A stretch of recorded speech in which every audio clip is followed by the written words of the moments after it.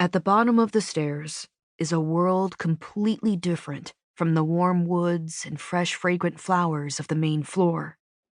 Passing through a nondescript door just beyond the back parlor, you descend into white walls, tile floors, and the faintest trace of a chemical smell. The second of our two prep rooms sits at the end of a short, wide hallway. That's where I find Dad. He wears a white lab coat over his dress shirt and slacks. His suit jacket hangs on a hook just outside the door, ready to be put on should he be called upstairs to meet with a family.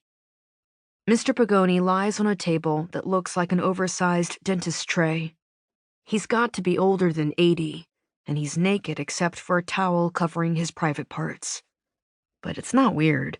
When a body is old, it doesn't look like the body of anybody I know, except maybe my grandparents. But when I see them, they have clothes on, so I'm not thinking about how they look naked. So yeah, old, naked dead guy. Not weird. At least not to me. Dad did most of the work on Mr. Pagoni when he came in 2 days ago, including what morticians call setting the features, inserting tiny cones behind the eyelids, placing cotton inside the mouth, and sewing it shut so the person's face looks as natural as possible. With the visitation tomorrow morning, it's time to cosmetize.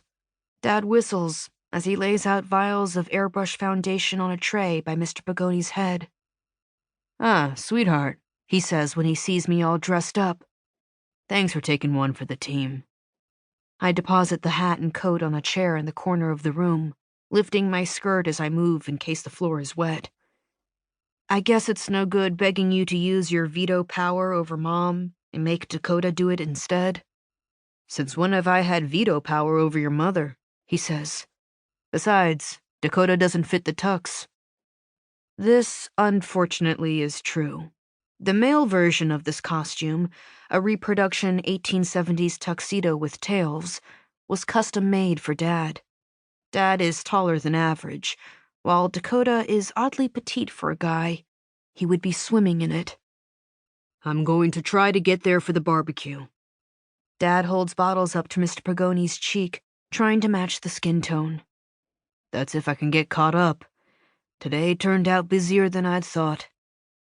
He doesn't say what we both know, that busy isn't a bad thing, especially when we've been having a series of slow patches.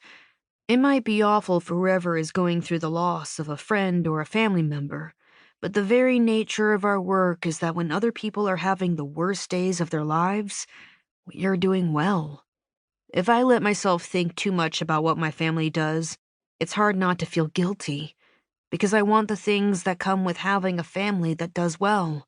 Nice phone, nice clothes, a car to drive.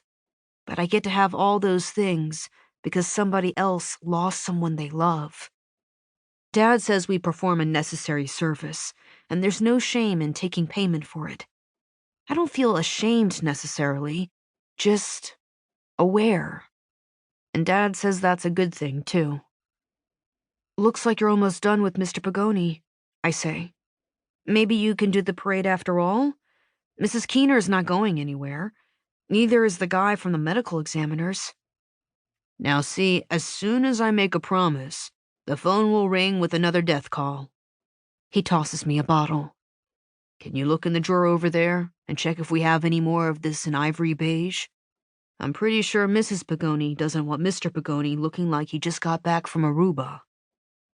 I find a lighter foundation, bring it around to Dad, and watch as he starts applying the makeup to Mr. Pagoni's face and neck.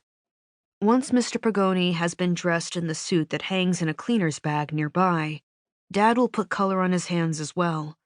The goal is to make him look like he's sleeping or resting. But honestly, that's impossible. Dead people do not look like they're sleeping. Dead people look dead. Still, people always compliment my dad on the care he takes with everyone he touches. I like watching him work.